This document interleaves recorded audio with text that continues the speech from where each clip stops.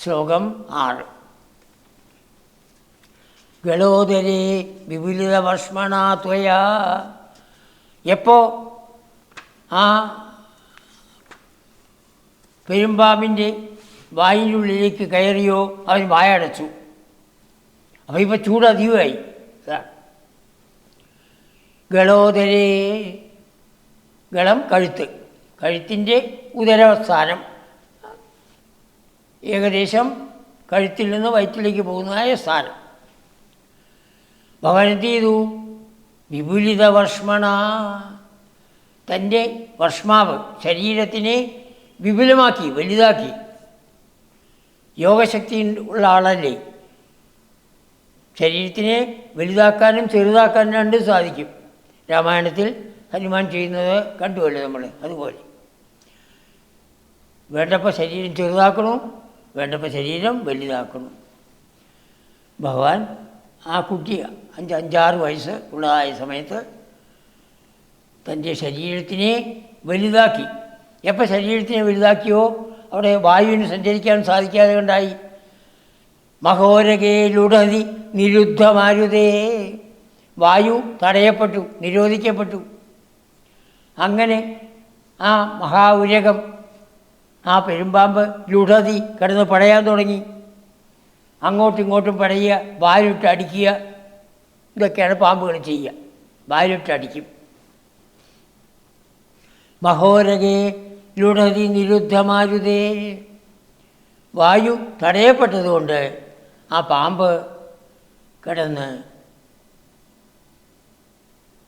ശ്വാസം മുട്ടി ദേഹം അങ്ങോട്ടും ഇങ്ങോട്ടും വളച്ചും വായു കൊണ്ട് അടിച്ചും നിൽക്കുമ്പോൾ ഇതുപറ്റി ഈ കഴുത്ത് പൊട്ടി. ധൃതം ഭവാൻ വിദളിത കണ്ഠമണ്ഡലോ, വിദളിതമായ പൊട്ടിക്കപ്പെട്ട കണ്ഠമണ്ഡലം, ആ കഴുത്തിൻ്റെ അവിടെ മുഴുവൻ. അപ്പോൾ അവൻ്റെ വലിയ ശരീരമാണ്, വലിയൊരു വാതിൽ പോലെയായി എന്നർത്ഥം. ഭവാൻ വിദളിത കണ്ഠമണ്ഡലോ, ആ അതിൽ കൂടെ വിമോചയൻ പശുപശൂൻ, പശുവന്മാരെ കുട്ടികൾ, പശു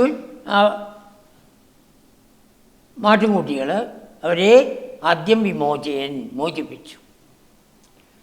അവരെല്ലാവരും ആ പൊട്ടിയ കഴുത്തിൻ്റെ അതിൽ കൂടി താഴത്തേക്ക് വന്നു. കുറേ പേര് മരിച്ചു കഴിഞ്ഞിരിക്കുന്നു.